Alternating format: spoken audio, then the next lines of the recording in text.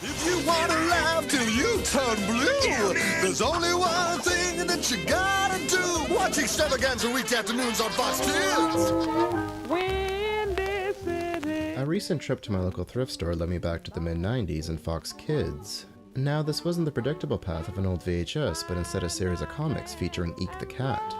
On this episode of Media Loss, we're going to be exploring these comics and this character, as well as the history of the programming block that birthed them. Our story begins with Ducktales, and I don't think it's a stretch to say that all modern TV animation began with Ducktales. Beloved as they may have been, at the time most cartoons were nothing more than cheaply produced vehicles to sell toys. With Ducktales, Disney presented a higher caliber of animation.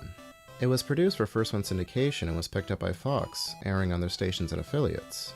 That is, until Disney purchased an independent station in LA and began running it there in 1988. Fox CEO Barry Diller saw losing the local rights to the show as a breach of contract and pulled it from all other Fox stations. Disney would soon establish the Disney Afternoon, and Fox sought to create its own children's programming block to compete with it. Fox Kids launched on September 8, 1990, airing for half an hour weekdays and 3 hours Saturday morning. This would increase to 3 and 4 hours respectively by 1993. Early shows included Bobby's World, created by comedian Howie Mandel, Tom and Jerry Kids, and Attack of the Killer Tomatoes, based on the 1978 movie of the same name. Admittedly, this is a little before my time. I'm more familiar with the shows that debuted a few years later, like X-Men, Animaniacs, Power Rangers, and of course, Batman the Animated Series. For me, these are forever associated with getting ready for and coming home from school. These are the shows of my childhood. However, Eek the Cat slipped under my radar. It premiered the same year as Batman, but I really only knew it through promos. The show was created by Savage Steve Holland and Bill Kopp, based off Holland's experience as a pet owner. He had previously worked as an assistant director on SNL and was the designer and animator of the Whammies on the game show Press Your Luck. Kopp had served as an animator during the first season of Simpsons shorts in the Tracy Ullman Show, and he also provides Eek's voice. The series follows the misadventures of anthropomorphic cat Eek, a do-gooder whose selfless nature often puts him in harm's way. Supporting characters include his girlfriend Annabelle and her pet Sharky, a vicious guard dog with the temperament of a shark.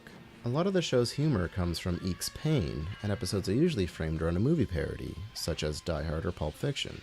The show was also known for celebrity cameos, including appearances by Weird Al Yankovic and America's Most Wanted's John Walsh. Eek spawned a notorious Super NES game as well as a comic book in 1994. These were illustrated by Holland and published by Hamilton Comics as a 3-part miniseries. I have 1 and 3, which is infuriating, but luckily it's not a serialized story. Each issue has 2 standalone narratives with plots similar to the TV show. One finds Eek traveling to Grimland, a parody of Disneyland where he is terrorized by popular fairy tales.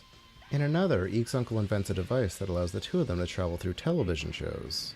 While the humor and scenario stay true to the cartoon, some moments are considerably darker and more geared towards adults, at least than the episodes I've seen. I'm sure Holland was given more creative freedom without the fear of alienating kid-friendly sponsors.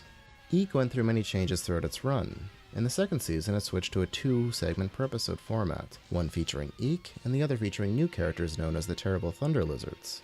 The title of the series was changed twice. First to Eek and the Terrible Thunder Lizards, and again to Eekstravaganza. The show would be cancelled in 1996. As for Fox Kids, a majority of their programming was produced by Warner Bros. Animation. Similar to what happened with Ducktales, these were pulled when Warner Bros. Launched their own network, the WB, in 1995. WB's programming block, Kids WB, dominated Fox in ratings after acquiring exclusive rights to the English dub of Pokemon at the height of its popularity. Cable channels geared towards children's programming, such as Nickelodeon and Cartoon Network, were also vying for viewers' attention. Despite ruling children's programming for the better part of a decade, Fox Kids was unable to get a foothold in this competition, and ended in 2002. One of my favorite things about producing this series is the memories that are spurred by these old pieces of media. It's funny where something you remember only from commercials 25 years ago can take you. I have so few memories of Eek the Cat, but so many apparently associated with it. Feel free to share some of your own memories of Fox Kids below, and if you enjoyed this video, check out some of the others in the series, like an episode of Kurt Vonnegut's TV show Monkey House, or my trip to a video store still renting VHS in 2018. Please subscribe if you haven't, and as always, thanks for watching.